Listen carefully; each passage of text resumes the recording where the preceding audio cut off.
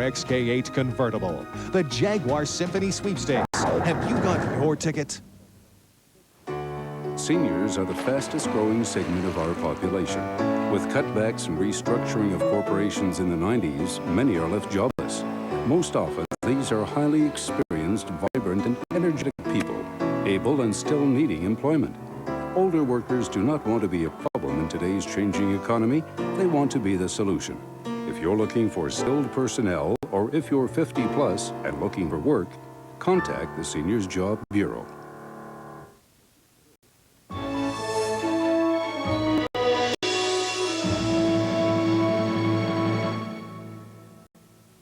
Well, throughout Floodwatch 97, I've said it before, and I'll say it again, especially with the weekend upon us, Floodwatch is not a spectator sport. Please, if you feel the need to see anything at all, the rising red, whatever, join us, CKND Newsline, live down at the Forks over the weekend, and we'll show you all the pictures you need to see. I promise you that. Well, you've seen that. Here's the situation weather-wise out east. You see the rain, the rain, the rain, the rain. Freezing rain as well mixed in there, particularly on the eastern seaboard where it's rather cool and, well, very wet as well. 9 degrees. It's at nighttime when the freezing rain comes, and by the morning time, driving, particularly in New Brunswick, is real slick. 10 degrees, much cooler in southern Ontario and Quebec, although Montreal's hanging in there for tomorrow at 15 degrees. Western-wise, well, look at this. The story again in BC is rain, but the real story for us, you see this little high-pressure system, it's gone from yesterday, isn't it? It's being replaced by this low-pressure system and a band of cooler air as well. In its wake, we'll get a tad bit of sun, but not until Tuesday. We'll tell you more in just a second. Whitehorse 16 for tomorrow, Yellowknife 8, Vancouver 14, Victoria 15, Edmonton 12, a little cooler than what they've had, Saskatoon of 15, Regina in at 17. Massive cleanup job that lies ahead. It looks like Manitobans will be heading to the polls on June 2nd. Canada's chief electoral officer says Prime Minister Chrétien's election call will stand in Manitoba despite the flood. As Newsline's Joni Nicolo reports, Jean-Pierre Kingsley says our resiliency will see us through. Manitobans in general are affected by the flood. Even having said that, the chief electoral officer didn't postpone the election. Jean-Pierre Kingsley will move polling stations and give candidates other campaigning options, but he doesn't think a delay is necessary. I was not here to gauge the receptivity of Manitobans to the messages that are being sent. That's not my mandate. Right from the beginning, Preston Manning was critical of the election call. Now he's demanding a meeting between the Prime Minister, all the party leaders, and Kingsley to review the decision. We'd like to hear firsthand his report and have the opportunity to question him and present our viewpoint and call upon the Prime Minister to reverse this decision. Operating out of his flood volunteer center, local MP Reg Alcock says the decision was fair and he'll still be able to run a campaign. Yeah, well, there's no doubt that it's going to be more difficult. There's no doubt that we're going to have to look at some other ways to get the message out. But people in Grand Point, one of the areas hardest hit by the flood, say they have much more important things on their minds. Quite a few people are quite upset about it. I don't think the Liberals are going to do too good in this area this year. The feeling at sandbagging lines in the city was much the same. All that matters to them is just to get the election going because Jean-Pierre Kingsley works for the government. I don't think it's a wrong decision, but it should have to be postponed from the beginning. A University of Toronto professor isn't surprised by the decision to go ahead with the election. Nelson Wiseman says the only time a vote would be postponed was if a candidate died. His evaluation was that it wasn't necessary, and that in a month from now, people are going to be in a situation of relative normality. And I agree with them, incidentally. The difficulty for politicians will be to convince Manitobans of the same thing. You know, I don't think people care about an election right now. And I think he should have at least, put it on hold, at least for southern Manitoba. And Newsline's Joni Nicolo joins me now live at the spillway. Joni, evident from your story that the minds of Manitobans aren't on the election. What next? That's right, Christian. They aren't on the election at all. In fact, I talked to a number of people at various locations, and in one way or another, it seems everybody's involved in the flood, whether it be making sandwiches, sandbagging, or if indeed they've had to find another place to live. So they're not happy. But the chief electoral officer did talk about making changes. He said that we can expect a big ad campaign here in Manitoba so that voters will be informed. So that is what's next, and that probably will happen. All right, thanks for that, Joni. Newsline's Joni Nicolo joining me live at the spillway.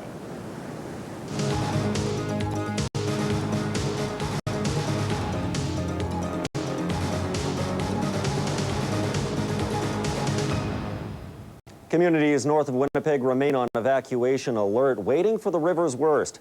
In Petersfield, roads have become rivers and homeowners are working furiously to raise the level of their dikes. Newsline's Suzette Myers has the situation north of Winnipeg. What's that sign say? What are you selling? Hey, here, you want to buy it? Had any offers yet? No, not yet. What are you asking for it? $1,000. Good time to sell. Yeah, I think so. And boat sales were in order in Petersfield today. About 50 kilometers north of Winnipeg, 30K from the spillway. Water levels here are rising fast. A number of houses are underwater already. Provincial officials made a desperate call for volunteers for sandbagging. They wanted 1,000 of them, and they say they got them. Oh, that was a heavy one. The urgency is because this is where the water is expected to crest next. In fact, it may have crested in Petersfield already. Everywhere north of Winnipeg is at risk because water flowing upriver into Lake Winnipeg backs into their communities. So far, the damage isn't too bad. This is approximately 2 to 3 kilometers from the Red River, and it's the water backing up down the, this particular area is called Netley Creek. It's receiving waters from the west, from the farmland, and the waters from the Red are backing up from the east to the west. So that's what we're having here, is flooding from water coming from 2 directions. Any idea how many houses are lost? No, I haven't had any reports on that. We've been busy sandbagging. And by the way, he's the reform candidate for Selkirk, obviously not campaigning today. We have our signs ordered and everything, but we haven't done anything. The situation is too serious to be fooling around with an election at this time. In the town of Selkirk, just downstream, residents seem calm and prepared, more or less just watching the water. It shouldn't rise too drastically unless strong winds come up. Well, everything seems to be under control, everything anyway. He always tells me not to worry, but still you never can tell, eh? I like to go fishing out this area, and it's certainly going to put that back away. But beyond that, I don't know, it's good to see there's not as much devastation. Like, it's kind of scary. Just glad I don't live too close to the river. And here's what the Red River Basin will soon look like. Provincial flood forecasters have released this map depicting the water's anticipated route. From the spillway, the red will spread towards Lake Winnipeg. After skirting around the east side of Selkirk tomorrow, the river will spill over its banks and crest at Breezy Point on Monday. When the Red River hits Lake Winnipeg, it will be 20 to 25 kilometers wide. Well, John, today relief workers continue to ferry over sandbags to homes in Grand Point. But for many, it was too late. Nearly 100 homes in the small Winnipeg suburb are now underwater. And as Newsline's Warren Priest reports, that's not a good thing. They're shoring up the ring dike around this Grand Point home. Here they're pointing the finger at the floodway backing up water into their community. They believe they're paying the price to keep levels down in Winnipeg. It's an artificial crest. They're telling Winnipeg something that Winnipeg wants to hear. The province admits raising the floodway gates does have an effect, but downplays the impact. The most it could possibly be is 6 inches. And there's, water levels there are 7.5 feet above last year. Here at High Warren's house, they have no patience for explanations. They blame authorities for being caught by surprise by the ferocity of the flood. Larry Whitney and all of those that are sitting very piously and telling us what's going on should work the inside of a wet dike, inside a circle dike, and find out what it's like to have water almost up their head.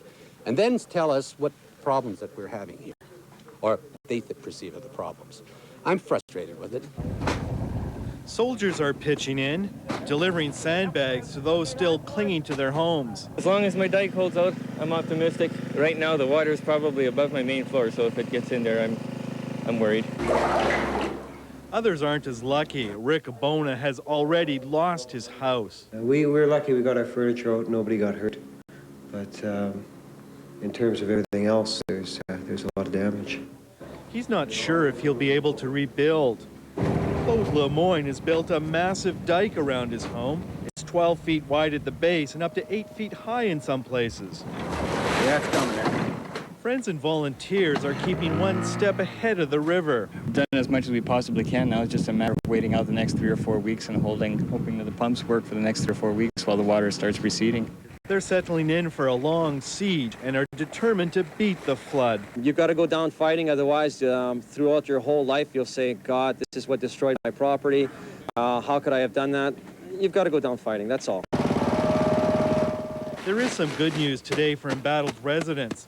The river only rose a ½ inch in the last 24 hours and is expected to hold steady. The bad news is the south winds in the forecast this week could blow up to 4 inches of water toward them.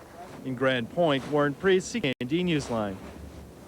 And Newsline's Warren Priest joins us now. Warren, unbelievable what these people have had to endure. Is the worst over now? Well, Kristen, the battle is far from over. There's going to be a long, tense struggle to maintain the sandbag dikes that were really only designed for temporary use. The massive volumes of water pressing against the sandbag walls are forcing seepage through and in some cases under the dikes. A seized pump or two or a loss of fuel or power could cause disaster as surely as the water coming over the top. And I guess the last thing they need is this rain, Kristen. Absolutely, and we will continue to keep our fingers crossed. Newsline's Warren Priest joining us live from the banks of the Red River. John? While the fight continues to the north and south, a small victory today for residents of Dominion City. 400 people were allowed to return home after rising water forced them to flee to higher ground 2 weeks ago. As Newsline's Peter Churro reports, for some, it was a bittersweet homecoming. The people of Dominion City trickled back into town today, 2 weeks after being driven out by a flood. They are among the first evacuated Manitobans to return home. Well, we didn't have any water in town, and the dike held up, and we did good. 32 volunteers and soldiers stayed in town during the evacuation to maintain the ring dike holding back the waters. The enemy laying siege to the clay fortress was the Roseau River, a tributary of the Red. We tried to have the dike monitored on a 24-hour round-the-clock basis, looking for any flaws, leaks. We didn't run into any of that, which is very good. Dominion City's clay ring dike was raised 3 feet and extended 1.5 miles around the town just this spring. And at the height of the flooding, the water came up to just 2 feet short of the top. People with homes behind the defenses got started right away, moving things back into dry basements. We are relieved. I imagine the whole town is relieved because, as far as I know, nobody got water in the basements, at least very few. But at farmhouses and properties outside the dike, owners returned with dampened spirits. The basement is still flooded. It's going to be some time. It'll be a few weeks. The water's got to go down before we can pump it out. Got a lot of work ahead of you? Oh, geez, it's a nightmare. Dominion City kept up its sense of humor during the flood crisis, but more challenges lie ahead. Most local farmland will remain underwater for weeks, and neighboring towns remain evacuated. Newsline's Peter Churro joins us live now from the Forks. Peter, preparation definitely the key to success in Dominion City. That's right, John. Winnipeggers just have to see the incredible rise of water here at the Forks to understand the powerful enemy the Red River and the other rivers can be at flood stage. Towns like Dominion City had ring dikes, and that's been the success story throughout this flood crisis. Those towns stayed dry. Towns like St. Gath that had none are soaked tonight. Well, Peter, Emerson is just down the road, a very short distance away. When can people go back there? Well, Emerson faces more of a challenge. It's on the Red River. The Red River, of course, much larger, flooded much worse. and Emerson is at a lower point in the ground, so it's flooded a lot more. In fact, it's still 8 feet above flood stage. And EMO told me just late this afternoon it could be at least a week before residents of Emerson can go home. All right, thanks for that, Pete. Newsline's Peter Chura live at the Forks. Now let's go live to Curtis and a preview of the weather. Curtis? Well, John, since I became the weatherman, I've broadcast to you in sunny, hot weather. I've broadcast to you outside in blizzard-like conditions. And now I get my first taste of rain. Anybody got an umbrella? It's going to be this way for a little while. We'll tell you all about it in just a couple of minutes. Right now, we'd love to send all of this to Kristen, including the rain. They gave me the umbrella, Curtis, and we still have much more to come on Newsline. We'll take you out on the dikes with hundreds of volunteers keeping a close watch on protective barriers. And will it hold? The Brunk Hill Dike. Those stories and much more straight ahead.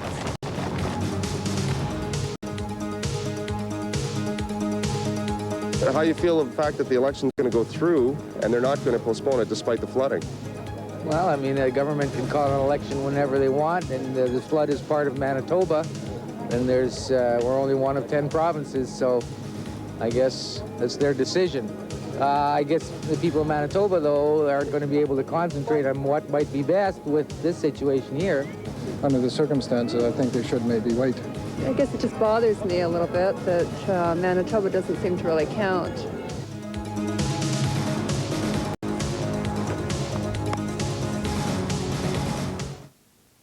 The daily countdown in the Jaguar Symphony Sweepstakes is on. A total of 28 prizes per week for 7 weeks. Patching up the protective barriers. And as Newsline's Kate Corcoran reports, the work is never ending. It's a modern-day spin to an old-fashioned story. Walking the dikes, watching for leaks. All here we got 255, south side of cool water flowing down. Here in Winnipeg, round-the-clock teams of dike patrols are monitoring miles of flood protection. A scene from Europe, in the middle of the prairies. Am I fair to say that you are a crisis dike patrol? Yes, I would say so. I would say so.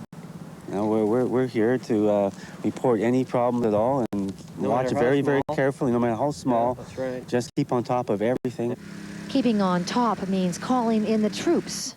This is not a leak. It's called weeping, but a crisis situation that's spotted on time. How important are these dike walkers? Well, they're really important. As far as I'm concerned, they're our first line of defense. Did you think you'd have to have dike walkers a few weeks ago? No. We knew that the water was going to be high, but in a lot of the areas, there was no probably reason for it right away. Along these riverbank neighborhoods, residents have been evacuated if the water is a foot below ground level. All that separates private property from hidden property are the eyes of strangers. This is our home away from home. It feels like our dike because we live here, so 12 hours a day, I'll tell we're you, here it's so ours. often. Day 6 of 12-hour shifts means phone calls, Arnie here. note-taking, surveillance. It's not a hard job for 99 City of Winnipeg employees, but with each address, there are new worries. The water here has crested, but it is not going away soon. Still, are you not amazed that you're doing dike patrol in Winnipeg? Yeah. Yeah. Yeah, I guess so. We still can't believe it. It's amazing. It's a once in a lifetime thing. This will never happen again. And, hopefully. Well, it better not. Kate Corcoran, CKND Newsline.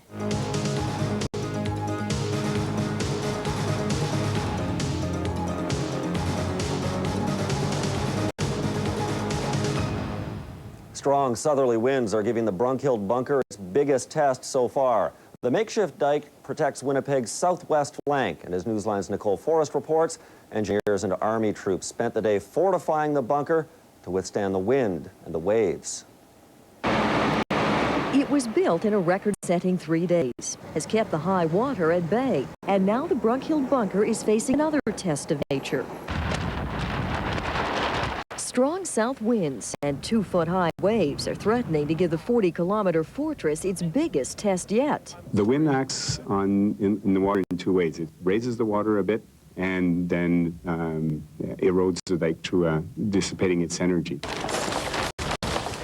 So the Army and a team of divers from the West Coast are working at a feverish pace now to reinforce the dike. First with heavy-duty plastic. And then 100 feet of snow fence fastened up against its banks with steel stakes. What it does, we're putting it about 2 feet below the water line and staking it in. And any wave action will hit the plastic rather than the dike, as well as the wind erosion. So it should protect it very well.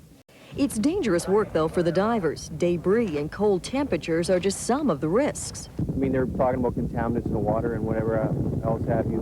I'm not too sure what's in there, but we always like to be safe. So once we're done here, we'll shower up and get cleaned up for the next shift. The floodwaters are still a half a meter away from the weakest stretch of the dike, but it has touched at points east and west of it. Although there is no concern about the water washing over the dike, there is concerns about continued erosion. We have approximately another 14 kilometers to do, and we will be doing that around the clock. And we expect to complete doing the dike in approximately 2 days.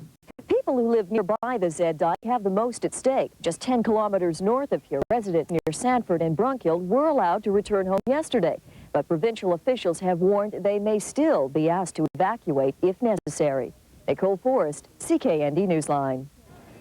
And Nicole joins us live at the Forks now. Nicole, when Red Sea crests at the Brunkhill Dike, how much room do they have to spare there? Well, the good news is they have about a 5 to 6 foot freeboard space. The test today was, of course, the winds very strong out of the south. They were lapping up just to the bottom of the dike about 3 feet. So they do have that 5 foot freeboard, even with stronger winds coming up over the next few days. It should be fine at the Brunkhill bunker. Good to hear. Thanks a lot for that, Nicole. Newsline's Nicole Forrest, live at the Forks. And the Air Force is dropping hundreds of flares in the RM of McDonald, so work can continue on the Brunkhill Dike around the clock. But some of the starburst flares aren't firing when they're released and are impacting on the ground. The magnesium-sodium flares produce 2 million candle-power white light and are extremely dangerous. If you find an unexploded flare, do not touch it. Just mark it and call the authorities. One that isn't burnt out will look like this. Okay, right here. One that is burnt out will look like this. It's a lot smaller, as you see, and it's got an orange and white parachute attached to it. Just leave it alone, mark it with a red flag or a stick, and remember where it is. Call the military or the RCMP.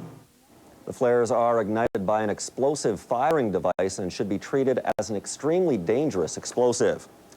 Most of the 27,000 flood evacuees are finding refuge with family and friends.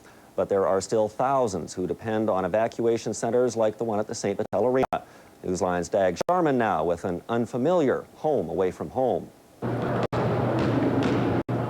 evacuation center is full of people conquering difficult obstacles. There's a lot of tension between us, the kids, everything. The Harleton family isn't alone. 15,000 Manitobans have gone through this evacuation center alone, among them Don Bell's family. We're sitting on Thursday watching one of the stations, and there was our house, and the announcer said it was under the water, so that's how we found out. Bell's is one of 2 homes in St. Norbert that have been severely flooded. After eating out for a week, the family is eating at the evacuation center. Well, it's a little bit humbling. We thought we'd come down here and use these things that they supply here, just because we're running out of funds and stuff like that to keep on going here. Nearby in the arena, 7-year-old Buddy Harleton plays yet another game of basketball. His 6-year-old brother BJ busies himself with a puzzle. Though they seem happy, they're not relaxed at all. They miss their friends at school. We had to leave their bikes behind.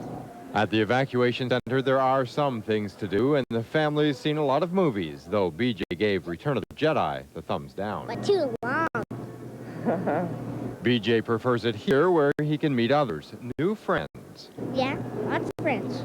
But BJ's puzzle is of the friend he misses most. Nikki, yeah, my dog. Where's your dog? She's at somebody's house staying. The stories here are similar. These are lives not destroyed, but suddenly put on hold. And as BJ and Buddy leave, they're sad they won't see their dog Nikki today. They won't go home. But their mother is happy. She's made the kids smile on another day as an evacuee. In Winnipeg, Dag Sharman, CKND Newsline.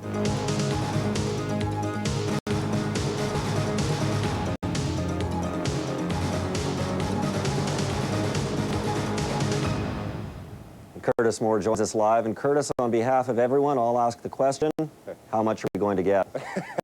Thankfully, not a heck of a lot. You know, we've actually been very lucky weather-wise as we fight off the flood of 97. Think back to the real push of building the dikes in the city of Winnipeg a couple of weeks ago. I mean, it was nothing but sunny and relatively warm weather. Then last week, we got a little bit of rain, not a lot of accumulation, though. Tuesday and Wednesday, some pretty high winds, which we didn't need. But all in all, up until now, it's been fairly okay. I have a feeling that might all change, though. We see the clouds in behind me. The rain that we had has tapered off a little bit, which is a good thing. It's heading in a northerly direction. As a matter of fact, this whole low pressure system is moving to northwestern Ontario. But as it does that, we're going to have some really erratic winds over the next 24 hours for sure. They're coming from the southeast now. Later tonight, they'll switch to the southwest, then the northwest. And by noon tomorrow, they'll be straight out of the north, and relatively strong as well. We're going to have some moisture and strong winds throughout the week. A little bit of sunshine as a relatively weak high-pressure system kind of comes into the province tomorrow afternoon, but it won't last because another very intense system is coming in from the west. We're not exactly sure just exactly how intense, but Wednesday and Thursday we could get, when we say showers, we mean some showers on Wednesday and Thursday. Definitely windy, though, Wednesday and Thursday. We'll keep tracking that system because that's the one I'm most concerned about. A little bit of sunshine for tomorrow afternoon, but it will be windy over the next Plans are being made tonight for some city residents to return home, but it could be a while longer yet. St. Norbert residents have been out of their community for a week now, and many are anxious to return home. But as Linda Crawford tells us tonight, special circumstances are preventing St. Norbert residents from going home. Sit together, stir around with French fry here. Tana Sato's family is getting used to having meals in the University of Manitoba cafeteria. They've been living at the residence for a week after being evacuated from St. Norbert. How are the kids handling it, first of all? Pretty good. They have their moments, I guess, but you know, every now and then they want to go home or they want something that we left behind. About 300 flood evacuees are staying here. They say they couldn't ask for better treatment. Still, many are eager to get home. We've been 2 weeks Wednesday. Yeah. And how are you holding up? Oh, we have everything, but we're anxious to go back. Here in St. Norbert, all is quiet. The houses and streets are all dry, but there's a reason why people aren't being let back to their homes just yet. When everybody moves back into what appears to be dry and secure and safe circumstances, they all are going to want to do their laundry because they've been out of their home for a week. They're going to want to have showers. They're going to want to start cleaning up, and it's really going to cause a surge on the sewer and the water retention system. Already, city workers are out cleaning up the streets, but it will be weeks until everyone is back at home. The sewers are running very full in many of the areas in that community. So it depends on where you live in that community, and we have to underscore that this will be a staged re-entry into that community. On Wednesday, the city will release detailed packages on who will be allowed back when. In Winnipeg, Linda Crawford, Pulse News. There's two gentlemen at the end. For those waiting to return home, here are some of the criteria the city is using to decide who can return and when.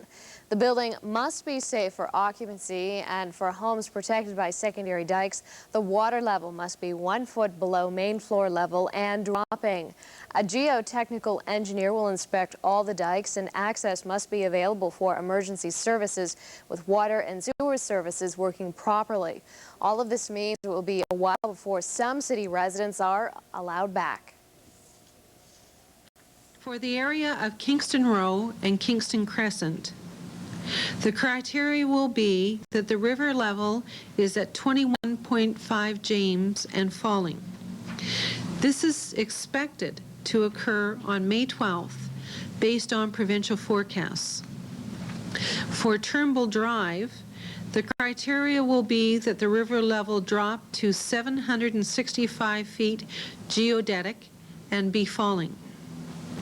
This is expected to occur on May 18th based on provincial forecasts.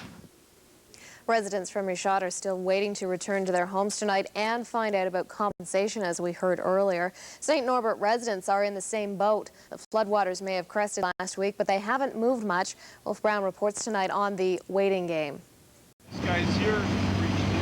The destruction on Helena Drive south of the Winnipeg floodway is visible only by boat. Some dikes couldn't hold back the raging Red River. It's supposed to be 800, so calculation.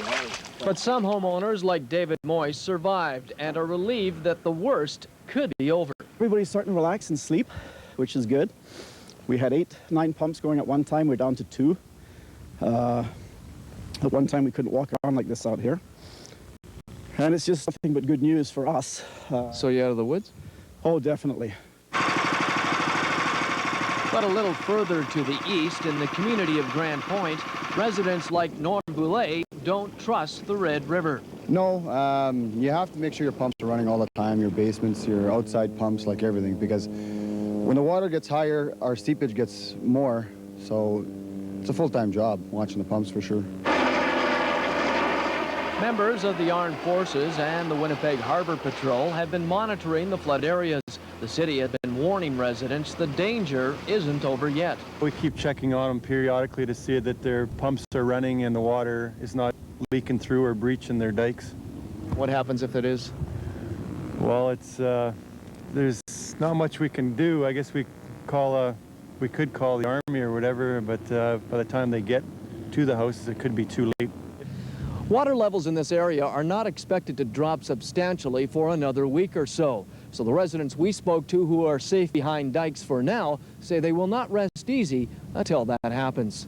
In Grand Point, Wolf Brown, Pulse News. It's something we all know, but now it's official. Manitoba's River Forecast Center says we have just experienced the flood of the century. The center says without flood control works like the floodway, the Portage Diversion, or the Shellmouth Dam, river levels in downtown Winnipeg would be 34.5 feet above normal. That's the same levels in 1852 and is only surpassed by a measurement of 36.5 feet in 1826. This year's levels would be 4 feet higher than in 1950 when the city was underwater. Population Winnipeg, as I recall at that time, was 400,000 people. 100,000 were evacuated. It's now 670,000 roughly, so we probably would have seen evacuations in the hundreds of thousands. 10,500 homes flooded in 1950, many more this year. Would have happened if it hadn't been for the foresight of people to put the works in place that we have. By now, we have all seen the massive lake the Red River has created in southern Manitoba, but now much of the attention has turned north of the city. These aerial shots were taken this morning as the Red River winds its way north of Winnipeg. You can see how tributary flooding has caused serious problems in the Netley Creek area, and these cottages in the area are still managing to hold their own against the water. This gives you a good idea on what the red looks like as it reaches its final destination at the mouth of Lake Winnipeg. Natural Resources says lake levels this year will be up half a foot over last year. And the Canadian Coast Guard is putting its faith in the floating boom that protects the Brunkill Dike. Running along an 8-kilometer section of the dike east of Highway 330 is the boom, and the boom is longer than booms used to contain the Exxon Valdez oil spill or those used to protect beaches during the Persian Gulf War. Also, more than 4.5 million kilograms of straws being spread behind the boom to cushion the dike from wave action.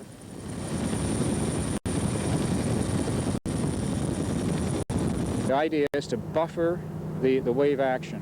You can see out here where we have natural vegetation that has come in out of the fields, and you'll notice out towards the front, you'll see the wave action, and as it comes in towards, there's virtually no wave action whatsoever. Good news for students tonight.